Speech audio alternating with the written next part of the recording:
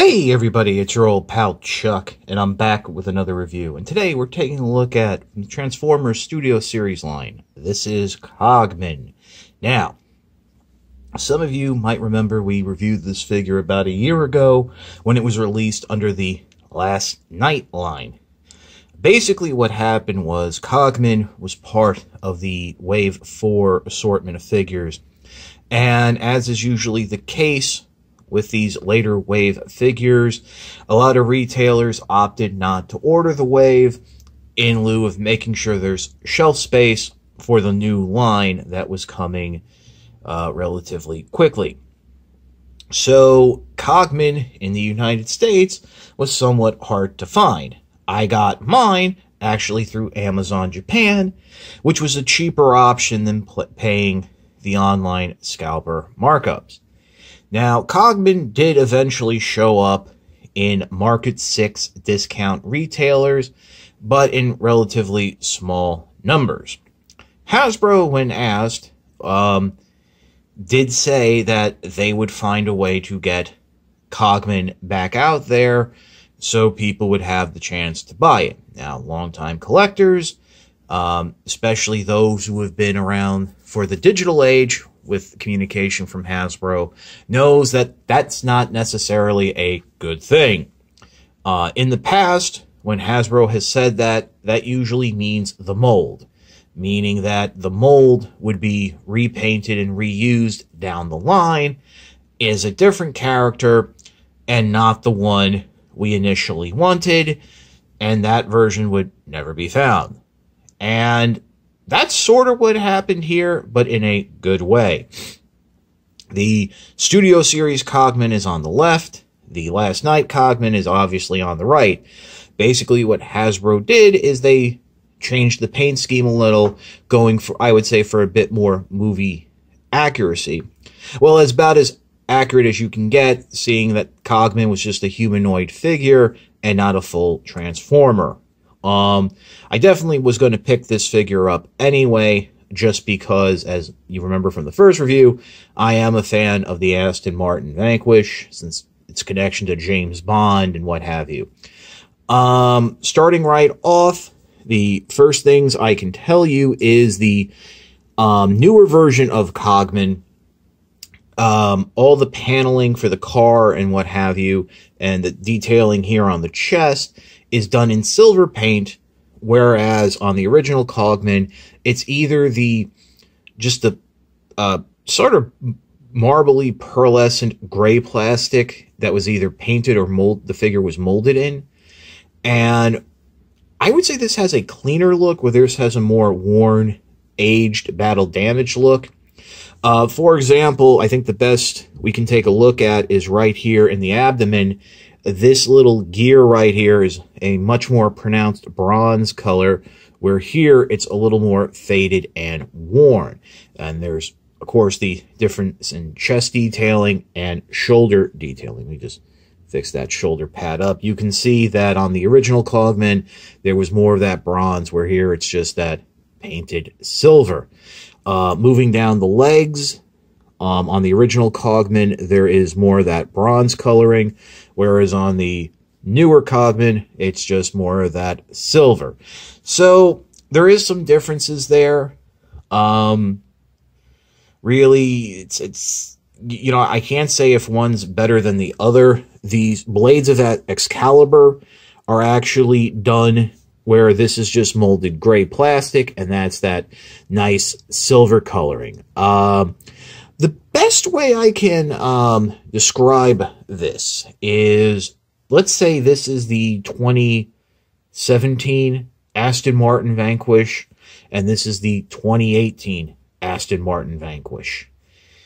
Not a lot of differences, but the paint is just that little bit better maybe, or different. But in terms of features and what have you, there's not much different going on under the hood. So what we'll do now is we'll pause, and I will give you a closer look at the two headmasters. Okay, so here's Studio Series Cogman, and here's the Last Night Cogman. As you can see, there's a darker metallic gray plastic used on the newer version, where on the older version it's a lighter gray molded. But in terms of the detailing, it's still fairly similar. Just the like the Studio Series one looks a little less worn. Now, I do want to mention, if you do remember from my previous review, that there was a issue with the hip and knees where the legs did not fold up all the way flush to the head, and that's still here.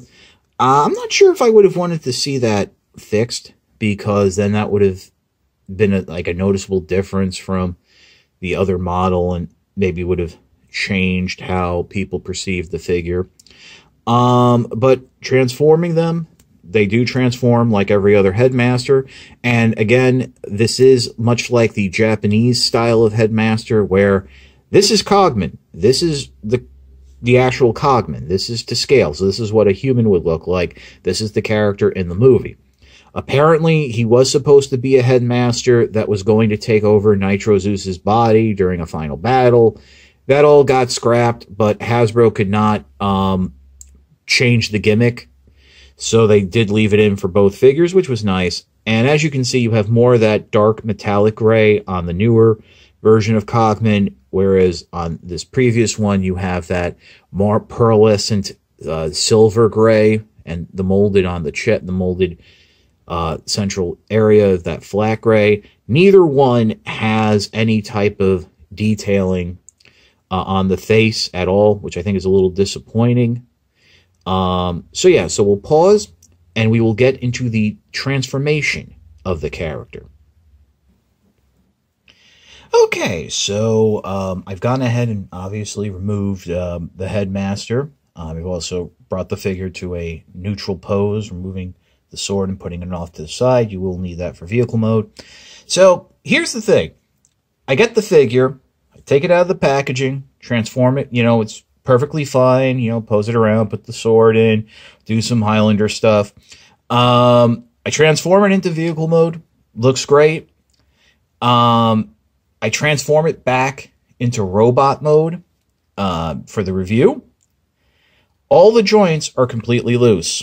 Unfortunately, we're talking, this is Combiner Wars level, when fifth mold usage, floppiness, Titan's Return, and even with some of the Prime Masters, not Prime Masters, what was the Power of the Primes figures. That's very disappointing, and we will discuss that at the end of the video. But right now, we're going to get into the transformation. And if you remember, the last time we went from vehicle to robot, so obviously I'm starting robot to vehicle. What you want to do is bring this backpack down and out of the way. Just give yourself some space. Pull up this hood section, rotate it around, push it back down. There's little tabs on each side that will fit into a slot. Fold this bumper up and out of the way ever so slightly. Come into the arms.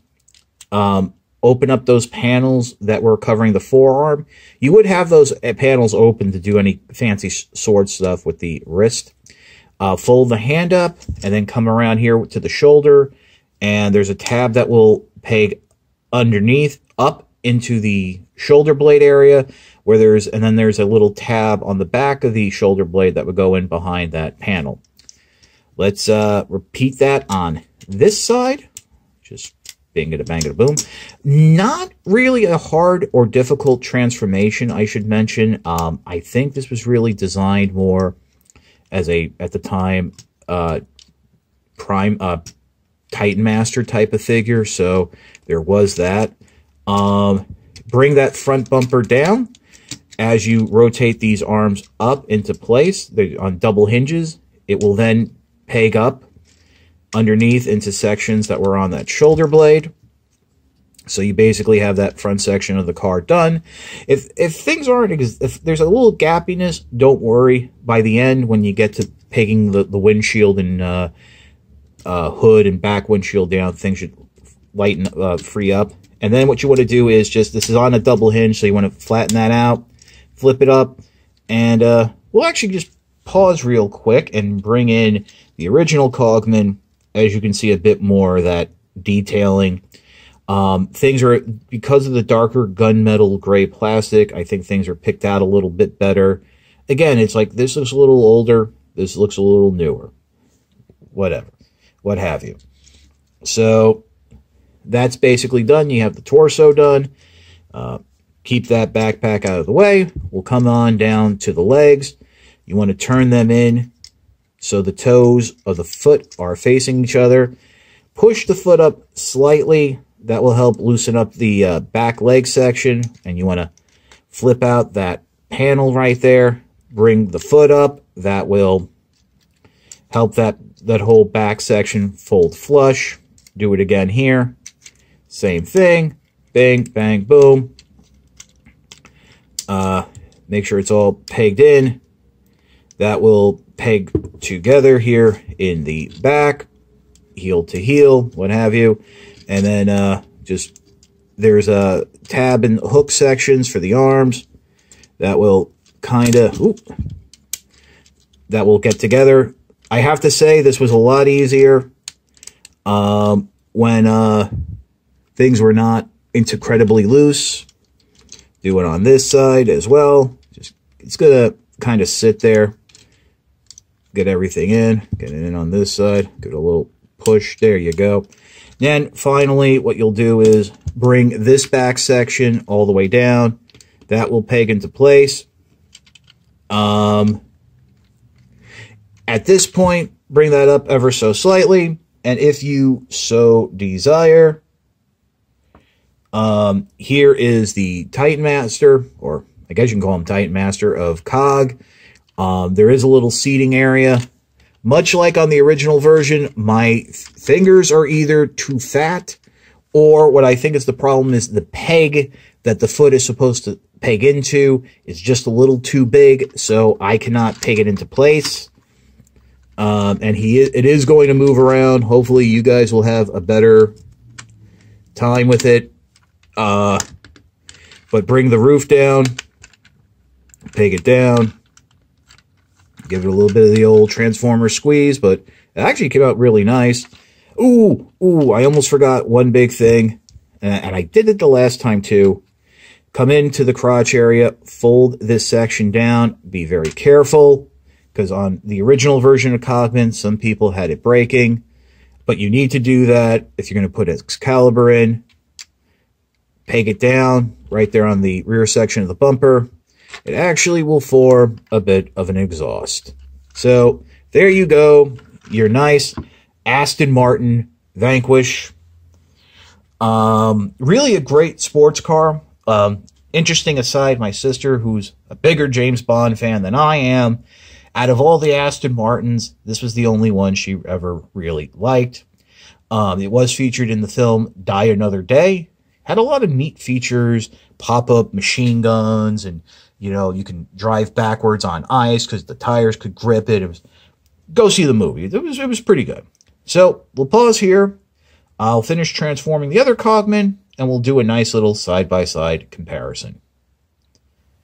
Okay, and really in vehicle mode, the main difference is, you know, here's that nice silver paint, and here's that pearlescent gray paint.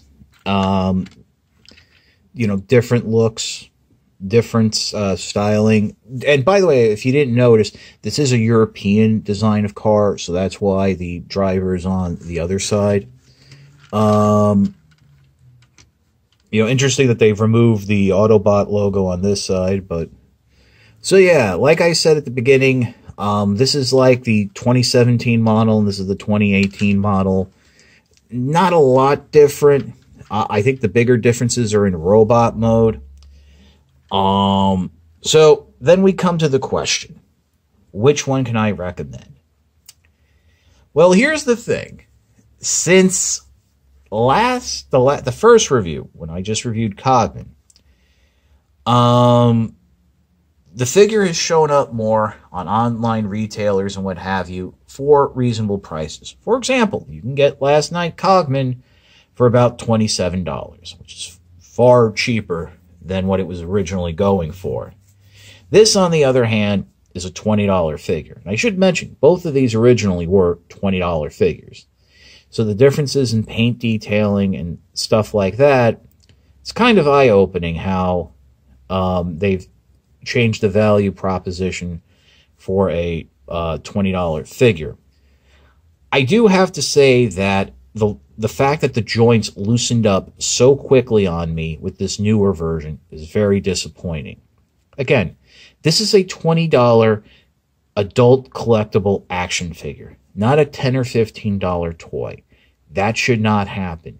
Yes, I know there's fixes I can do. I should not have to do that. I say that all the time.